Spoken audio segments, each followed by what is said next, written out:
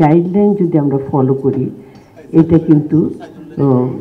কিন্তু রোগীর জন্য যেমন সঠিক চিকিৎসা পাবে রোগী, এটা রোগীর জন্য উপকার, সেই রকম আমাদের জন্য কিন্তু ডাক্তারদের জন্য, চিকিৎসা যারা দেয় চিকিৎসা সেবা, সবার জন্য অনেক বড় একটা প্রোটেকশন। বর্তমান বিশ্বের স্বাস্থ্য ব্যবস্থা এতটাই জটিল যে একক কোনো ব্যক্তি বা প্রতিষ্ঠান সব উত্তর কিন্তু জানে না। তাই জ্ঞান ও প্রমাণের প্রবাহ চলমান থাকতে হবে। গবেষক থেকে আমরা চিকিৎসক থেকে নীতি নির্ধারক এবং স্থানীয় পর্যায় থেকে বৈশ্বিক পর্যায় পর্যন্ত এই যোগাযোগ ও সহযোগিতার মাধ্যমে গবেষণার বাস্তব পরিবর্তনের রূপ নেয় এবং রোগীর জীবনে একটা ইতিবাচক প্রভাব ফেলে। বাংলাদেশে আমরা প্রমাণ ভিত্তিক নীতি এবং কর্মসূচির মাধ্যমে মাতৃস্বাস্থ্য, শিশু স্বাস্থ্য, সংক্রমণ রোগ নিয়ন্ত্রণ ও সামগ্রিক স্বাস্থ্য ব্যবস্থায় প্রশংসনীয় অগ্রগতি অর্জন করেছি। তবে এখনও আমাদের অনেক বড় চ্যালেঞ্জ হলো গবেষণালব্ধ তথ্য যেন প্রতিটি হাসপাতাল, প্রতিটি ক্লিনিক, কমিউনিটি এবং স্বাস্থ্যকর্মীর কাছে পৌঁছায়।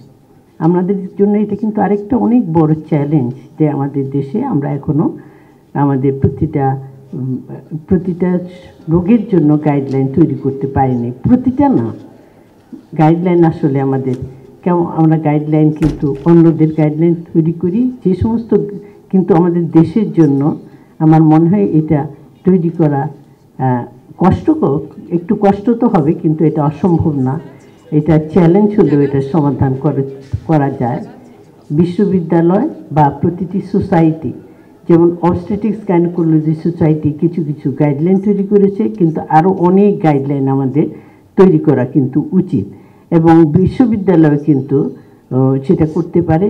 মেডিসিনের যারা আছে সোসাইটি, তারা মিলে তাদের গাইডলাইনটা যদি তৈরি করে, সার্জারি এবং প্রত্যেকটা সাবজেক্টে শিশু বিশেষজ্ঞ, তাইলে কিন্তু দেশের জন্য এটা হবে অনেক বড় সম্পদ। এই গাইডলাইন যদি আমরা ফলো করি, এটা কিন্তু রোগীর জন্য যেমন সঠিক চিকিৎসা পাবে রোগী, এটা রোগীর জন্য উপকার, সেই রকম আমাদের জন্য কিন্তু ডাক্তারদের জন্য, চিকিৎসা যারা দেয় চিকিৎসা সেবা, সবার জন্য অনেক বড় একটা প্রোটেকশন। আমরা যদি গাইডলাইন ফলো করি, কোনো লিগ্যাল যদি কোনো ইস্যু আসে, তখন সেটা কিন্তু আমাদেরকে রক্ষা করতে সাহায্য করবে। বাংলাদেশ মেডিকেল ইউনিভার্সিটির এই ক্ষেত্রে একটা গুরুত্বপূর্ণ ভূমিকা পালন করতে পারে।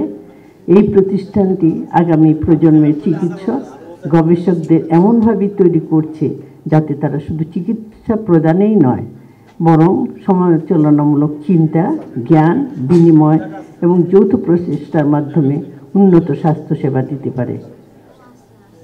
আমি বাংলাদেশ মেডিকেল কাউন্সিলের দাঁড়িয়ে বলতে পারি, আমি গর্বের সঙ্গে বলতে চাই, আমাদের সংস্থার মূল লক্ষ্যই হলো প্রমাণভিত্তিক গবেষণা, নৈতিকতা এবং নীতি নির্ধারণে সহায়তা করা। তবে আমরা এটাও জানি যে গবেষণার আসল প্রভাব তখনই আসে যখন সেই জ্ঞান সঠিকভাবে যোগাযোগ করা হয়, যখন গবেষক, চিকিৎসক ও নীতি নির্ধারক একে অপরের কাছ থেকে শেখে এবং একসঙ্গে কাজ করে। আমাদের করণীয় একাডেমিক ও ক্লিনিক্যাল সেক্টরের মধ্যে কার্যকর যোগাযোগ বৃদ্ধি করা, গবেষণালব্ধ তথ্য এমনভাবে প্রচার করা যাতে তা বাস্তবে গ্রহণযোগ্য, প্রয়োগযোগ্য হয় এবং চিকিৎসা, জনস্বাস্থ্য, তথ্যবিজ্ঞান ও সামাজিক বিজ্ঞানের মাধ্যমে আন্তঃবিভাগীয় সহযোগিতা জোরদার করা।